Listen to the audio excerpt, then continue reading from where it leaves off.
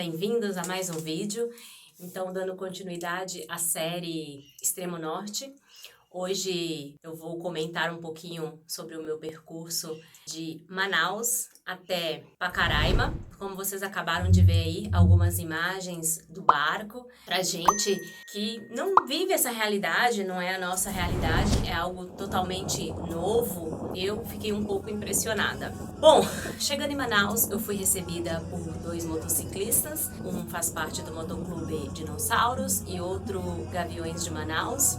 E eles me acompanharam até Roraima. Em Manaus, eles estavam vivendo o pico da pandemia. Foi quando houve aquele colapso na saúde. Então lá eu quase não fiz turismo. A gente foi para um balneário, que é um lugar mais aberto. Eu andei um pouco no mercado municipal, mas morrendo de medo. Os shoppings estavam fechados. O teatro municipal eu apenas visitei por fora, tirei fotos, enfim. Então, realmente, eu preciso voltar em Manaus para fazer turismo em Manaus e explorar. Com aquela situação caótica, eu não me sentia segura fazer visitações. E aí, a gente foi para Pacaraima, pela BR-174. É uma via de Manaus até Boa Vista, ela é pavimentada. Mas não é tão bom o asfalto em alguns trechos. Há umas crateras muito grandes, cabia uma moto dentro.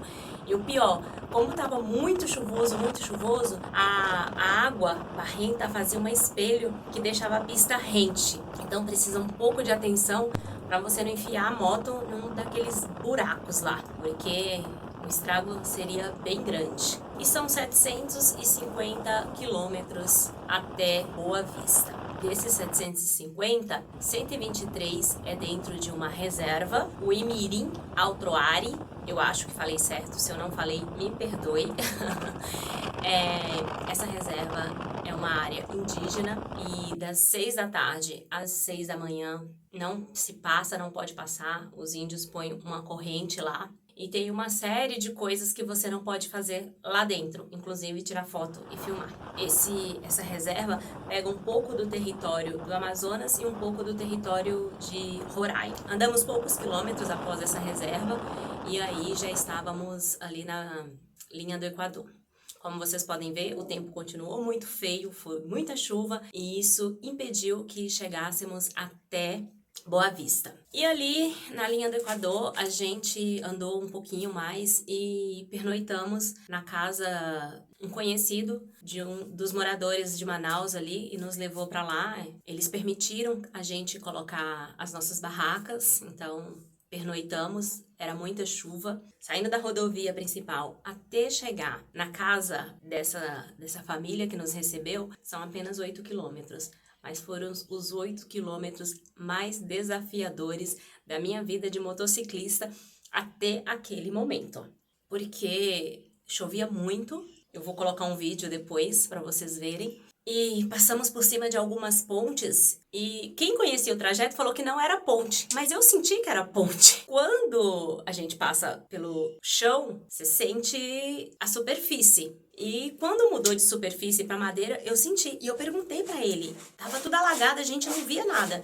Isso é um rio? Isso é uma ponte? Ele, não é ponte. Eu falo, como não? E aí eu passei por 3 alagamentos, com água um pouco próxima ao motor, e no 4º alagamento a correnteza estava muito forte e eu senti que era ponte, eu tinha certeza que aquilo era uma ponte e eu não tive coragem de passar. Eu fiquei parada, ele veio e passou a minha moto e eu passei a pé, porque eu não tive coragem de passar. No dia seguinte, a chuva parou e a gente pôde ver que realmente era ponte. E aí eu falei, a gente não tem noção do perigo, né? Se eu soubesse que era, eu acho que eu jamais teria enfrentado. Mas graças a Deus foi tudo muito bem. Estou aqui para contar a história. Confira no vídeo. Fiz uma aventura, eu e a minha pequena. Ontem passamos por aqui, a água cobria a ponte e com a correnteza bem forte, como pode ver naquele riozinho ali. Olha os capins como estão. A água estava tudo ali por cima. Não dava nem para ver a ponte. Um cagaço passar nisso aqui. Mas mais um desafio cumprido. Tá vendo ali, ó? A marca da madeira. A correnteza de ontem da chuva levou. Olha onde que ela tá. Lá no fundo d'água. Perigo. Tem uma correnteza forte esse igarapézinho.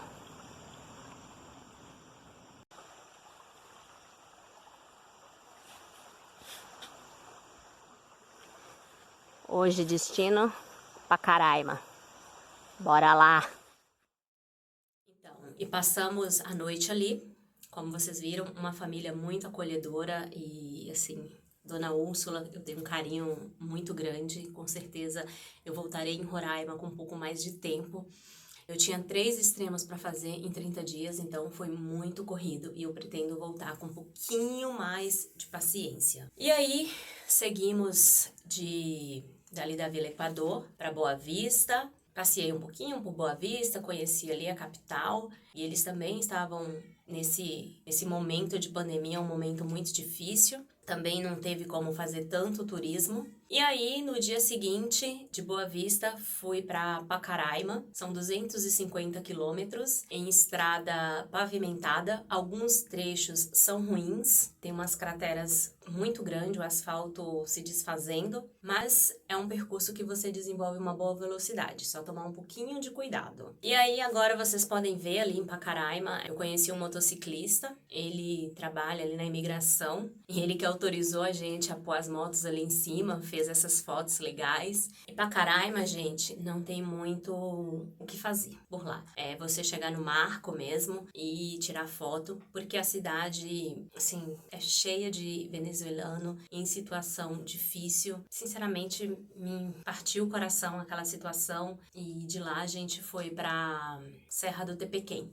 Serra do Tepequém, super indico, um lugar muito bonito, uma vista linda lá do alto, você vê o pôr do sol assim, maravilhoso. Eu não subi no platô, devido ao tempo, à correria, ao mau tempo, ao pouco tempo que eu tinha, vale a pena conhecer. Por isso que eu falo que eu pretendo voltar a Roraima, tem muito o que explorar. Lá no Tepequém, acampei no camping do Gessé, vou deixar o link na descrição do vídeo. Algumas pessoas me perguntaram sobre o Monte de Roraima. Eu li sobre o Monte de Roraima, para você chegar é melhor ir pelo lado venezuelano.